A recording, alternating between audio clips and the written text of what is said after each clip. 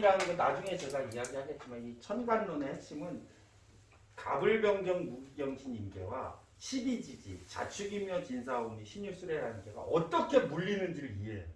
60진법이에요. 이건 60진. 60진법인데 천간이 10개고 지지가 12개예요. 천간과 지지가 천간 10개와 지지 12개가 물려서 60진법을 이루는데 60진법을 이룬다는 건 천간 따로 지지 따로가 아니고요. 천간과 지지가 물려서 60진법을 이루는 거예요. 그래서 갑자, 울축, 병인, 정묘, 무진, 기사, 병호, 신이 이런 식으로 나가는 거거든요. 그래서 이 60진법을 이해하려면은 각각 그 좌표, 지지라는 좌표의 천간이 어떻게 구성되어야 되는지를 이해해야 된다는 거예요. 그래서 제가 저한테 명리 물어러 오는 사람 맨날 제가 늘 물어봐요.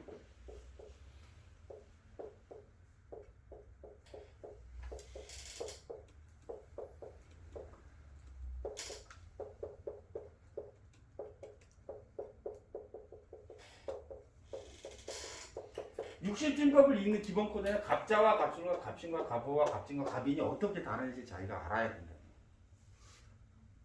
그렇죠. 2분의 1과 3분의 1과 5분의 1과 6분의 1과 7분의 1이 어떻게 다른지 우리 다 알잖아요. 근데 갑자와 갑술과 갑신과 갑호와 갑진과 갑인이 어떻게 다른지 사람들이 몰라. 그럼 모르고 모호하게 이해하면 60진법을 사용할 수 없다는 거예요. 이거 수학이고 기호학이. 제가 다 설명해 드리려면 이제 시간이 많이 걸리니까 이 정도 소개해 드리고 차차 공부해 가시면서 점점 이걸 알게 될 겁니다.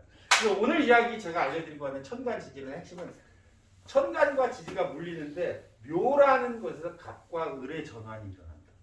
오라는 글자에서 병과 정의 전환이 일어난다. 유라는 공간에서 경과 신의 전환이 일어난다. 자라는 공간에서 임과 개의 전환이 일어난다. 임과 개의 전환이라고 한다면 자월 12월 23일을 전후해서 어떤 일이 일어납니까? 동짓달이라는 것, 동지점에서는 밤이 가장 길었다가 낮이 이날부터 길어지게 되잖아요. 그럼 그걸 뭐라 그래? 일양시생.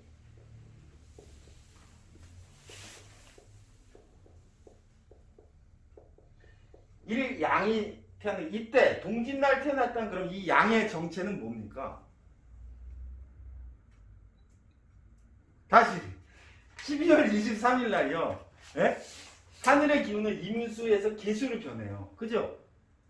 임수에서 개수로 변합니다. 그런데 이 동짓날은 밤이 가장 길었던 날이어서 낮이 요만큼의 빛이 길어져요. 그래서 일양, 양이 하나 시작됐다는 거예요. 그 시작된 양의 정체는 뭐예요? 개수라는 거예요. 개수는 물이에요? 물인데 왜 양이죠? 그러니까 이 개수라는 건 뭐예요? 물이 아니야. 그래서 제가 농담처럼 얘기하는데 물에는 음수와 양수가 있는데 그죠? 음수는 우리가 알고 있는 수예요. 물이에요. 밑으로 가는. 이 밑으로 가는 물은 물고기가 살아요. 사람은 살아요? 못 살아요? 못 삽니다. 근데 이 물이 일정한 온도가 되면 증발을 해요. 그죠? 우리가 지금 이렇게 말하는데 여기 물이 있죠? 이 물은 뭐예요? 수증기라는 형태로 존재합니다. 이 수증기라는 형태는 존재하는 우리가 살고 있는 공기가 살고 있는 거기에 있는 물, 수증기 그건 뭐예요? 양수라는 거예요. 양수. 이 양수에는 물고기가 살아요? 못 살아요? 못 살아요. 여기엔 누가 살아요? 동물이 살아요. 동식물이 살아요. 그러면 생명을 주는 물은 액체로 된 물입니까? 양수입니까? 양수. 이건 개수. 만약에 용이 있다면은 용은 용궁은 음수에 살아야 돼요? 양수에 살아야 돼요? 양수에 살아야 돼요. 그래서 산속에 용궁은 산속에 있어야 된다는 거예요. 아 이거 약간 사제결이. 제가 하는 말은 물 이게 음양가가 된다는 거예요. 모든 걸 음양으로 쪼개는 사유구조를 얻는 거예요. 따져보면 그러면 임수와 개수가 있으면 임개수는 물이다라는 그런 막 도끼로 통나무 자르는 막 거친 방식으로는 사주를 볼 수 없고 임수와 개수의 전환이 일어난 걸 보면 개수의 정체는 수증기라는 거예요. 그러면 병화와 정화 6월 22일 날 일어났던 병화와 정화의 전환이 일어난 이 시점에 보면 음이 만들어졌다는 거잖아요. 음이 만들어질 때 그 음의 정체는 뭐예요? 정화라는 거예요. 네. 수축하는 힘. 그럼 정화가 힘이 제일 센 때는 여기. 힘이 제일 약할 때는 여기겠죠. 네. 그 정화는 그래서 누구랑 합해요? 임수랑 합해요. 그리고 정화가 임수로 합하는 이 운동의 핵심, 정임합의 핵심은 뭐예요? 열매를 익혀서 누구를 만들어내는 거예요? 신금이라는 애를 만나는 거예요. 개수는 누구랑 합해요? 병화랑 합했는데 왜 무랑 합해요? 예?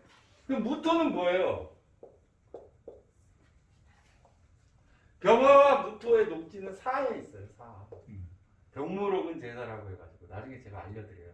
사화 중에는 무토도 있고 병화도 있는데 무토의 녹지는 사화이기도 하고 병화의 녹지가 사화이기도 하거든요. 그래서 이 무토는 뭐냐면은 백이 어떤 공간을 말하는 거예요. 공간.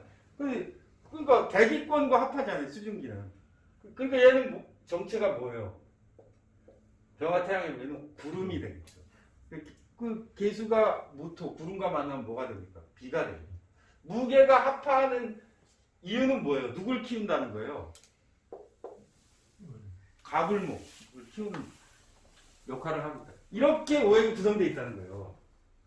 그래서 천간의 구조와 지지의 구조는 따로 있는 것이 아니라 각 지지별로 어떤 역할을 하는가를 바라보는 것이 명리에서 말하는 진짜 천간론이에요. 여러분 이거를 익혀야 돼요. 그럼 이걸 익히면 대략 이것만 배워도 사람들의 운명을 감명할 수 있어요. 저는 가을에 태어났습니다. 가을 언제요? 9월 21일 전입니까? 후입니까? 알아야죠. 전인데요. 그럼 경금이요. 그럼 이 경금을 익히려면 뭐가 필요해요? 여름에 포도가 익으려면 뭐가 필요해요? 비가 많이 와야 됩니까? 불. 태양이 많이 있어야 됩니까? 온도가 뜨거워야 됩니까? 어떤 걸 해야 돼요? 병화. 병화로서 경금을 익히면 되잖아요. 그럼 얘는 사주에 병화가 있어야 돼요? 없어야 돼요? 있어야 돼요. 없는데요? 망한 거예요. 그냥 망한 거야. 왜 포도밭에 햇빛이 없으면 포도가 어떻게 나오겠냐? 그냥 안 된다는 거예요. 저는 을목으로 태어났어요. 봄에. 을목으로 태어나서 을목이 꽃을 피워서 경금으로 변하려면 반드시 뭐가 있어야 됩니까? 모내기라는 뭐가 있어야 돼요? 물이 있어야 돼요. 물이 없어. 그럼 얘가 꽃을 펴요? 안 펴요? 안 펴요. 꽃을 안 피우면 얘는 인생에 빛볼날이 있어요? 없어요? 없어요. 진짜 없어요. 저는 임수로 태어났는데요. 여름에 태어났어요. 임수가 여름에 태어났는데 임수는 어디 뭐예요? 음수. 임수의 역할은 뭐예요? 갑목을 땅속에서 키워내는 거죠. 여름에 임수는 할 일이 있어요? 없어요? 없어요. 할 일이 없으면 뭘 해야 돼요? 놀아요. 같은 거예요. 같은 거예요. 저는 신금으로 태어났습니다. 신금으로 나누면 도세가 필요하기 때문에 임수가 필요하다는 거예요. 신금은 옥이기 때문에 임수를 맑은 시냇물에 씻어야지 빛이 난다. 이런 건 다 비유적인 이야기예요. 실체가 없는 거예요. 왜 신금은 임수가 필요해요? 씨앗을 땅에 뿌리면은 발화하냐 안 돼요. 농사 접은 사람은 씨앗을 심을 때는 반드시 물에 3일간 담가가지고, 그죠? 겨울을 나서, 추운 겨울을 나서 봄에 발화. 근데 씨앗이 간목을 걸쳐서 을목으로 변한다는 게 이 목적인데, 임계수를 갖추지 못하면 물기가 없는 거예요. 모래 사막에다가 씨앗을 뿌리면 발화가 돼요? 안 돼요. 그래서 아주 임계수가 없어. 그럼 얘는 갑이 안 되잖아요. 그럼 발화를 시킬 수 없는 신금을 땅속에 뿌리면 아무 소용이 없잖아요. 그 이 사람은 만약에 임계수가 없다면 이 사람은 후사가 있어요? 없어요? 없어요. 사업을 하면 성공합니까? 안 돼요. 왜 안 돼요? 아니 종묘상에서 씨앗을 뿌렸는데 발화되지 않으면 얘는 안 되는 거예요. 신강신약 무슨 원진쌀, 역마쌀과 아무 상관없습니다. 이게 음양가의 이론이에요. 그래서 이 추상화되어 있는 하늘의 기운이 그 지지와 결합돼서 어떤 조합을 가지고 있느냐, 그게 다 정해져 있어요. 신금은 임수를 만나서 갑목으로 변한다. 신임갑. 간목은 기토를 만나서 임수 뿌리를 내리고 임수로서 공급해야 된다. 임갑기. 을목은 무토와 개수를 만나가지고 병화로 꽃을 피운다. 을병계, 을계무. 경금은 병화를 만나는데 너무 뜨거우면 안 되니까 개수가 있어야 돼. 을병계, 병경임, 병경계 구조. 그리고 다 그게 나와 있어요. 그 진신의 체계라고 그래. 그 진신의 체계는 30초 안에 모든 사람, 과거 합격한 사람과 20번 떨어진 사람 바로 구별할 수 있어. 끝까지 해도 안 되는 사람. 왜? 사주는 이런 명확한 진신의 체계를 말하고 있다.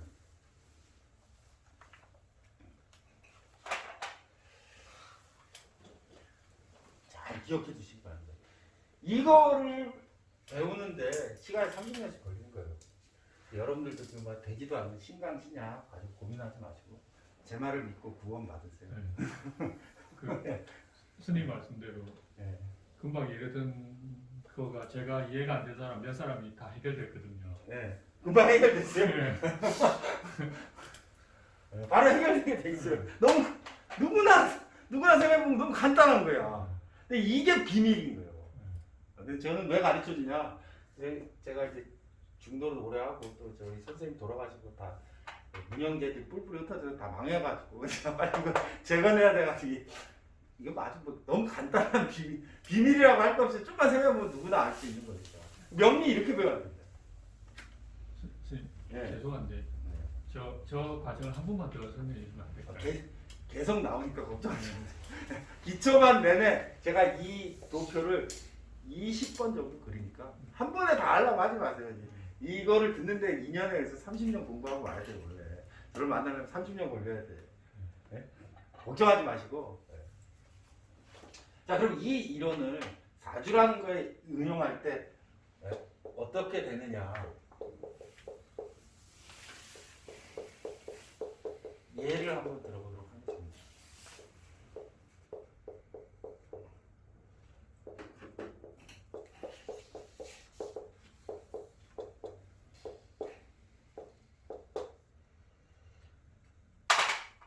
자, 인월에 태어난 간목 여자 사주인데요. 갑진, 병인, 갑오, 갑술 이렇게 되어 있어요. 이 사주는 도계신관에서 도계 선생님이 써놓은 책에서 인용하는 여자 사주인데 이 사람 보면 인월 간목이 인월에 태어나니까 왕하잖아요. 왕한테 인옷을 회복을 이루고 있으니까 조열하잖아요. 엄청 뜨겁네. 근데 이 조열하니까 수기를 들어서 조후를 해야 되느냐. 1번 조열함으로 수가 필요하다라는 의견을 내는 사람이 있을 거고 무슨 소리냐 얘는 신앙하잖아요. 인월에 태어난 간목이 모광지절에 태어나서 신앙하니까 왕자는 설수해야 되니까 병화로 설기해야 된다 라는 게 있을 거고요. 또 뭐가 있으려나 한번 해봐. 대략 이렇게 두 가지 의견이 있을 거예요. 근데 조열함으로 수가 필요하다는 사주와 뭐 신앙함으로 병화로 설기해야 된다 라는 사주는 전혀 다른 해석이에요. 왜? 이거는 자기 이론에 의해서 이렇게밖에 사람들이 생각 못한다는 거예요. 이렇게 100년을 해도 사주 못 봐요. 왜? 이 사주는 원칙을 갖고 있지 못한 거예요. 무슨 원칙? 우주가 돌아가는 천문학의 개념이 없는 거야. 이 사람 인월에 태어났어요. 어디에 태어난 거예요? 충분. 여기 태어난 거예요. 여기 동지에서 춘분 사이에. 동지에서 춘분 사이에는 뭘 해야 되는 계절이에요? 간목이 뿌리를 내려야 돼. 뿌리를 내리면 뭐가 필요하다고 했죠? 수가 필요하죠. 그러니까 저는 뭐가 필요하겠어요? 수가 필요한 거예요. 그냥 왜 조열하고 인월의 평균 기온은 몇 도예요? 인월의 평균 기온은 몇 도예요? 2월 5일에서 3월 5일 사이 몇 도입니까? 춥죠. 0도. 0도. 그래서 마이너스 3도 사이. 근데 왜 조열해? 영하 3도가 뜨거워요? 이 사람이 태어난 인월이라는 계절은 영하 3도예요 지금. 눈 와. 깡파면 얼음 나와요. 반팔 입고 다니면 다 그냥. 그런데 이걸 왜 조열하다고 생각하냐? 이걸 조열하다고 생각하는 사람은 처음부터 다시 공부해. 왜 처음부터 다시 공부를 해야 돼? 명리는 책에 딱 나와요. 원령제강의 법칙이라는 게 나오는데 원령제강의 법칙 이해 못하는. 왜? 이 사람이 태어난 계절이 봄인지 여름인지 가을인지 겨울인지 구별 못하고 글자를 모릅니다. 아니 계절을 모르는 사람이 어떻게 사주를 보겠어요? 이 사주는 그래서 조율하지 않은 거예요. 영하 3도인데 무슨 지금 추워가지고 싹도 안 나요. 얼음 깨고 세수해야 되는 계절인데 왜 조율하겠어요? 그런 착각이 명리 공부를 하는데 전혀 도움이 안 되면 앞으로 한 발자국 못 나간 거예요. 그럼 이 사주는 인월의 간목이 추운 계절에 병화가 떴으니까 간목이 땅속에서 얼어 죽지 않을 만큼 도와주고 있다는 걸 알 수가 있습니다. 그러니까 이 사주는 근데 뭐가 부족해요? 수가 부족한 거예요. 그러니까 얘는 어떻게 돼야 돼요? 수문에 발전하는 거예요. 그렇게 돼 있는 거예요. 그냥 한눈에 알 수 있어요. 그래서 저걸 왕하기 때문에 문제가 된다. 이렇게 생각하면 안 돼요.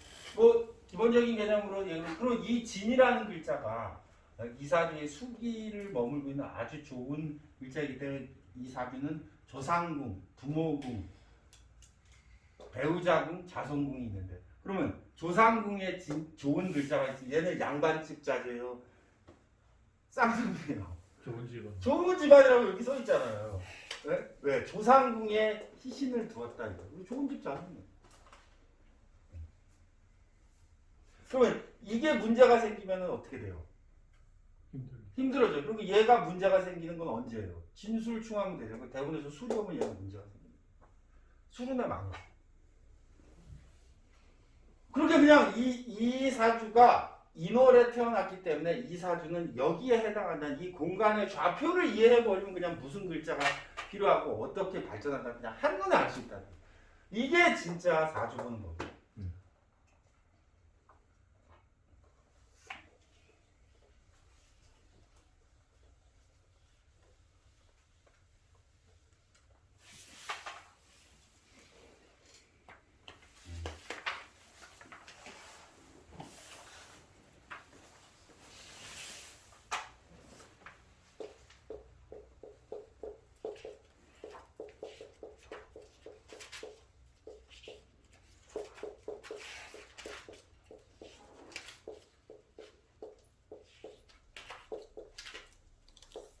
저기 대운도 안 하나. 사주는 연월 일시에서 4개를 얘기합니다. 연월 일시라는 것은 무슨 뜻이에요? 사주는 이 8글자를 얘기하는 거예요. 대운은 사주가 아니에요. 이 사주의 연장이에요. 그러면 인간의 운명은 태어나서 응애할 때 정해졌을까요? 아니면 살다 보면 운에 의해서 결정될까요? 명리는 아주 냉정하게 이야기해요. 사람의 운명은 하늘이 그 사람 세상에 태어날 때 연월 일시에 의해서 정해진다. 대운 필요 없어요. 네. 이 대운에서 사주가 뭐가 결정되는 게 아니라는 거예요. 제가 맨날 그 이야기하는 밑에 가면 우거지탕 파는 집 있거든요. 우거지탕 집 있거든요. 그 아줌마는 500살 살면 대한민국 대통령이 될까요? 안 될까요? 안 돼요. 안 돼요. 왜 안 돼요? 이렇게 하면 될 수 있잖아요. 뭐 그렇게 안 정해져 있죠. 그 아줌마 대통령 생각할 그 대통령 할 생각도 없고 앞으로 500년, 1000년을 살아도 대통령 할 생각도 없고 하지도 않아요. 근데 어떤 사람은 50살쯤 돼가지고 대통령 박정희는 40대 대통령이 되잖아요. 그거 왜 그래요? 그거는 그 사람의 운이 좋아서 된 겁니까? 원국이 그런 거예요. 그릇에서 정해진다. 그래서 저는 이 사주를 원국에서 찾는 걸 굉장히 중요시 생각해요. 이 여자 사주인데요. 이 여자 사주는 보세요. 언제 태어났어요? 묘월에 태어났어요. 묘월은 누구의 계절이에요? 을목의 계절이에요. 그 을목이 제일 싫어하는 건 뭐예요? 얘는 을목은 덩굴이고 신금은 가위라고 하는데 을목을 자르는 걸 이전 최하라고 해서 신금을 만나는 걸 제일 싫어하는데 얘는 뭘로 태어났어요? 신금으로 태어났다. 그러니까 얘는 기본적으로 삶이 어때요? 망한 거예요. 그냥 간단하게 좋은 일이 없어요. 그냥 얘는 재성이 왕하고 필요 없어요. 그냥 묘월에 태어난 신금이 할 일이 없는 거예요. 신금은 어떤 일을 하고자 해요? 신금은 수를 만나서 뭘로 변하려고 해요? 갑으로 변하는데 갑이 없어. 갑이 여기 있는데요?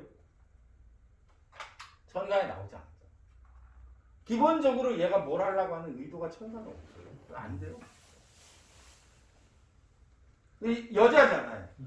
사람의 여자인데 여자의 남편을 그럼 찾아야 되는데 이 여자의 남편은 관성이라고 하는데 관성은 여기에 있습니다. 이 관성과 여기는 배우자의 자리거든요. 축 여기를 궁이라고 하고 이 관성을 성이라고 하는데 얘는 궁성의 관계가 축과 축은 형을 이루고 있어요. 그러니까 이 남자는 결혼하면 어떻게 된다는 거예요. 죽거나 사별하거나 이별한다고 써 있어요. 그냥 그렇게 써 있어요. 아무리 좋은 남자 100명의 남자를 가져서 궁합을 보고 선택해가지고 아무리 맞춰봐도 딱 30년에 이혼한다고 돼 있어요. 이혼 안 하면 어떻게 돼? 그럼 죽는 거예요. 그럼 결혼 안 하면 되죠? 아니요. 꼭 결혼한다. 네, 더 여러분 공부하시면 알겠지만 저 여자는 상관이라는 걸 가지고 있어요. 상관은 아이거든요. 네? 네? 여자에 있어 아이를 낳는 그 상관이 관성과 같이 있기 때문에 네? 아이를 낳는다는 거예요. 아이를 낳았다는 건 뭐 시집을 간다는 거잖아요. 그 애를 낳으면 어떻게 됩니까? 네? 이 상관이거든요. 여기서 나온 상관이 정화와의 관계를 가지고 있기 때문에 아이를 낳으면 반드시 남편이 죽어요. 언제? 30전에. 그러니까 명리라는 것은 그걸 그냥 그렇게 읽어주는 거예요. 왜 남편과 이별하는지 피할 수 있는 방법은 없습니까? 그런 게 아니고 이 사람이 태어난 연월 일시를 그대로 읽어주는 거예요. 그걸 읽을 수 있습니다. 당연히 읽을 수 있죠. 그것도 아주 제가 오늘 알려드린 간단한 방법. 묘월에 태어난 신금은 망했다는 거예요. 왜? 할 일이 있어요. 봄에 금은 조용히 입 닥치고 있어요. 입 닥치고 있는데 저기 자기 금일주를 따서 막 설치려고 그러잖아요. 그거 안 돼요. 피할 수 있는 방법은 없습니다. 네, 없습니다. 네. 피할 수 있는 방법은 저한테 현금으로 500만 원을 들고 알려준다고 지금. 이 명리를 공부하는 여러분 첫 시간이죠. 이런 거예요. 5살짜리 아이가 엄마가 죽었어요. 엄마가 죽었어요. 근데 엄마가 보고 싶다고 얘가 우는 아이에게 1번 야 울지마 니네 엄마 지금 미국 갔으니까 백밤자면 돌아와. 좀만 울지 말고 나랑 있자. 그럼 백밤자면 돌아온다. 1번 그 달래는 거죠. 2번 야 엄마 니네 엄마 죽었어. 너 앞으로 정신 똑바로 차려. 너 울어봐야 엄마 안 와. 너 강해져야 돼. 너 엄마 찾지 말고 막 그러면 구박받아서 안 돼. 힘내고 엄마 죽었으니까 너 앞으로 엄마 찾지 마. 이렇게 진실을 말한 게 2번. 여러분은 어떻게 하시겠어요? 1번 해야죠. 어떻게 애한테 그러면 그럼 종교가가 되십니다. 목사가 돼서 예수 믿으면 천국 가고 부처님한테 불공하면은 다 공부 못하는 애 서울대 가고 막 종교가가 되면 돼요. 명리라는 거는 그 5살짜리 아이한테 야 너 백날을 물어봤지 니네 엄마 앞으로 울지 마. 이렇게 말해주는 사람이라는 거예요. 사람이 어떻게 그런 말을 해줄 수가 있습니까? 그런 말을 하는 사람이 명리를 공부하는 사람이에요. 근데 이거를 불교에서 연각이라고 합니다. 인연을 깨친 사람. 세상에는 좋은 일이 있는 것도 아니고 나쁜 일이 있는 것도 아니고 전화위복이 되기도 하고 복이 다시 화가 되기도 하는 거지. 그 흐름 속에서 신금은 언젠가 갑이 되고 갑은 또 다시 을이 되고 을은 경이 되고 경은 또 다시 신이 된다. 이 수많은 원리를 인간에게 알려준다는 거예요. 그게 명리의 핵심이라는 거예요. 중국 문명이요, 황하 문명이 인도라는 나라 문명부터 인더스 문명부터 엄청난 영향을 줘요. 근데 중국의 핵심이라는 게 뭘까라고 이렇게 따져보면 대개의 경우 인도에서 온 경우가 많아요. 그런데 중국 문화에서 최고로 발달한 그 세계의 어떤 문명에도 없었던 일이 딱 하나 있는데 그게 바로 가불병정 육식갑자예요. 네. 이거는 다른 문명이 없어요. 인도에 없어요. 황하 문명의 핵심 정수는 이 육식갑자에 담겨져 있어요. 하는 사람들이 다 비리비리하고 다 점쟁이하고 있어가지고. 여러분들이 이 오행을 배운다는 게 자부심이 있어야 돼요. 비록. 네. 근데 이 오행이라는 걸 잘 들여다보면요, 세상의 조화를 스스로 공부하는. 황하 문명의 그 노석 선생 말에 의하면, 영관 선생님의 말씀에 의하면, 황하 문명의 정수는 이 육식갑자입니다. 한중일 3개국에만. 그래서 이거는 비전이기 때문에 20세기 이전에는 보통 사람 알지도 못했어요. 네. 중국에는 위철리라는 사람, 선하거나 위철리라는 사람이 우리나라는 이제 도계 선생님이 소개하시고, 일본에는 이제 아베 다이산이라는 사람, 아베 태산이라는 사람이 소개해가지고 세상에 조금 알려져요. 네. 자, 뭐 제가 뭐 한참 동안 떠들었는데요. 자, 뭐 첫날 너무 오래 하면 안 되니까 대략 기본적인 개요는 뭐 이 정도로 하고, 그러니까 제가 사주를 보는 방식이 이렇다는 거예요. 네? 여러분들도 잘 기억하고 저랑 12강 잘 공부하시면 제가 말씀드린 이 기본 원리에 의해서 돌아가는 이거를, 그러니까 뭐 머리로 생각하는 게 아니라 눈으로 바로 보고 찾아낼 수 있는 거예요. 사주라는 거는요, 보는 거예요. 생각하는 게 아니라. 본다는 건 뭐냐면은 보자마자 10초 안에 그 명조에 대한 감명이 종결돼야 돼요. 사진을 보고 자기 딸내미, 단체 사진에서 자기 딸내미 어디 있는지 엄마가 찾아내면 몇 초 걸려요? 10초 안에 바로 딱 찾아내요. 남의 딸 찾으려면 10분 봐도 안 돼. 그놈이 그놈 같아서. 그런 것처럼 명리도 10초 안에 딱 볼 수 있는 그런 훈련을 하기 위해서는 요 기본 구조를 알아야 돼요. 자, 혹시 오늘 한 것 중에 질문 있으신 분?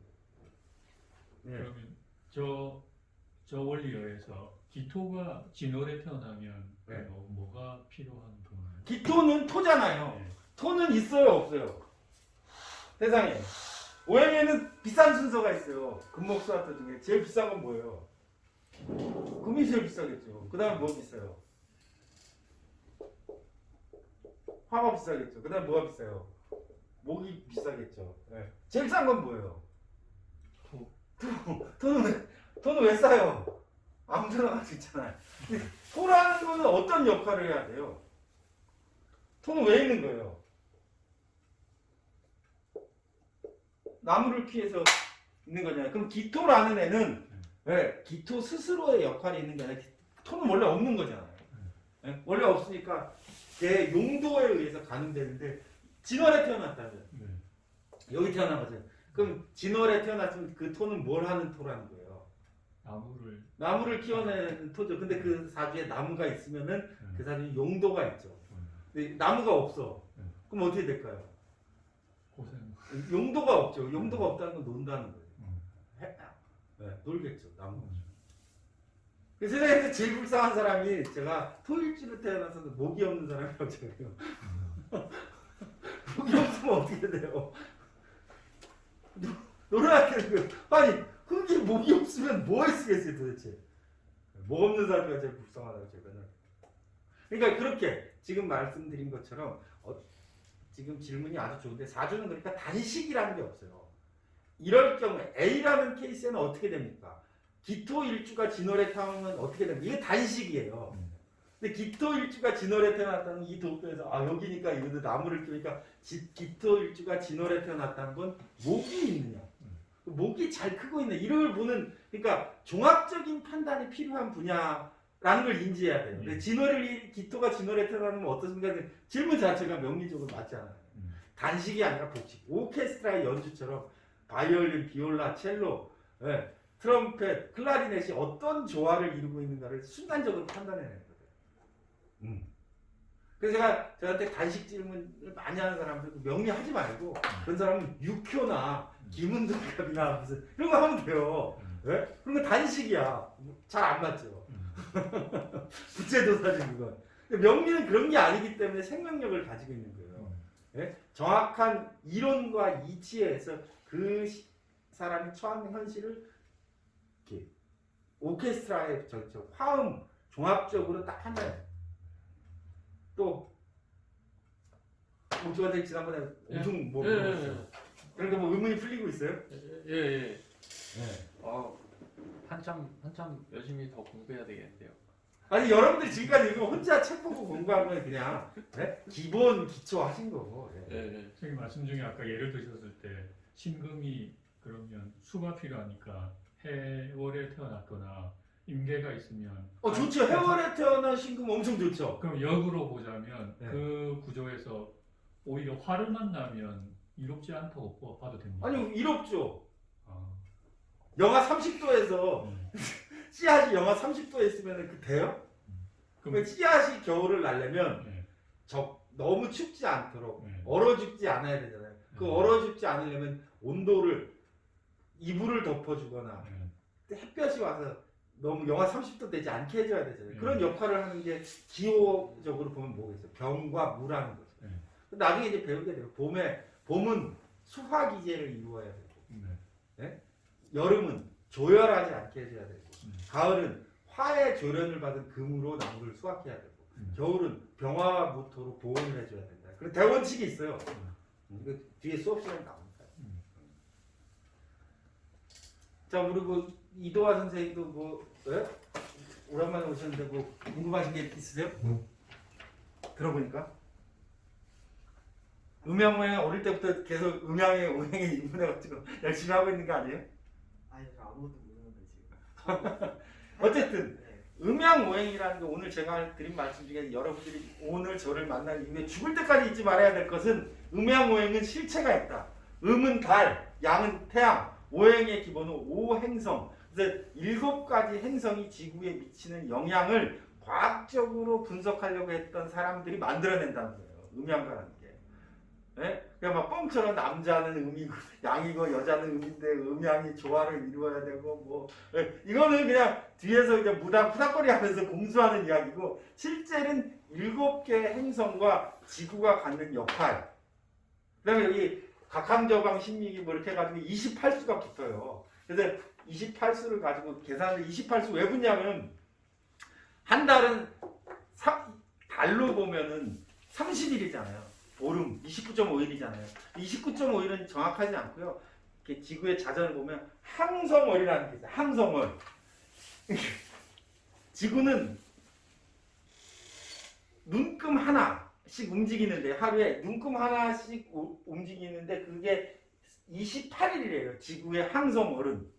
이 28일의 항성월인데 매일매일 보는 별의 그 기준점이 달라요. 그거를 28수라고 별을 붙인 거예요. 그래서 7개째 7, 4, 28 해가지고 복화토금수로 나눠서 이 별 각항저방 신미기는 뭐 두여 이실병 뭐 이렇게 딱딱 4가지 기운으로 해서 7, 4, 28을 만들어가지고 그 기운을 받고 있는 거를 됐다. 목화토금수 이렇게 4개의 섹터로 나눠서 구별했다는 거예요.